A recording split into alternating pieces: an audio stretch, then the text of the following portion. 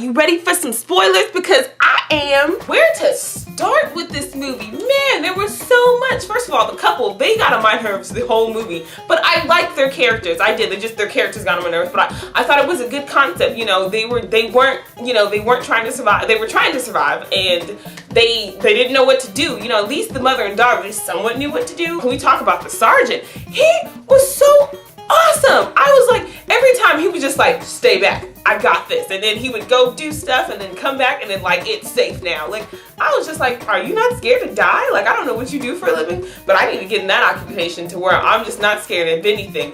You know the part where they're all on the wall because they see people and they're trying to get past them, and then the rat goes up on the girlfriend's leg and she goes, ah!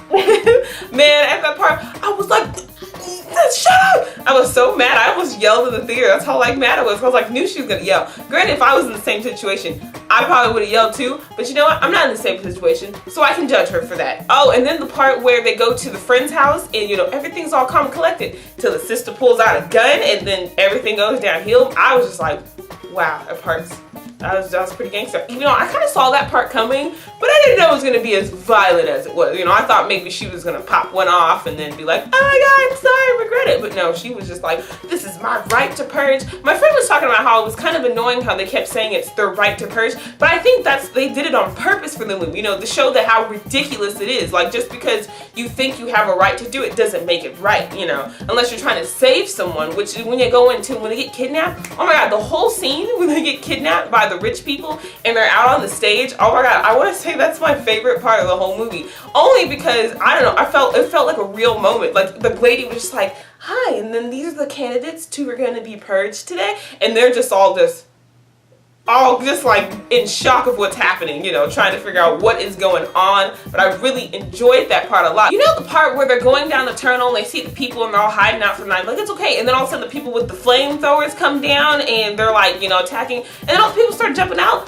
They could have survived that. I feel like if they just would have, you know, hold against the wall, they would have been cool to survive. But when the guy got shot, I was like, oh, see, he's out. I would have left him because I would have thought he was dead. But you know, good thing I'm not the person, because I probably would have left half of them at some point. I would have hid out in a trash can or something. I would have survived somewhat.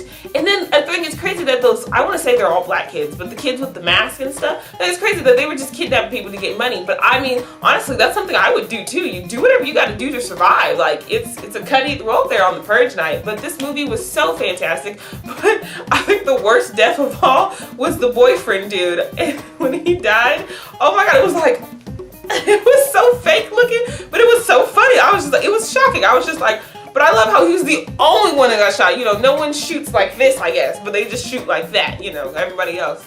You know, and I don't know if you noticed that, okay, so you know when the people come in to go save them, you know, from the rich white people, the first black guy that you see, that's the stranger, the dude in the first movie. I know some people didn't guess that, I did, which makes me think, okay, so if that's the same guy from the first movie, then they're in the same place, you know, they might not be in this, they're probably in the same city, because this one was set more downtown where the other one was inside the house, which makes me think the Purge is everywhere in the world. So I'm like, this series could go so many places, because yeah, they can continue off maybe doing another movie in the same city, but then what if you go somewhere else, like in Texas or Oklahoma or, you know, California or, you know, Dallas, you know, you go different places and you see different people and different dynamics.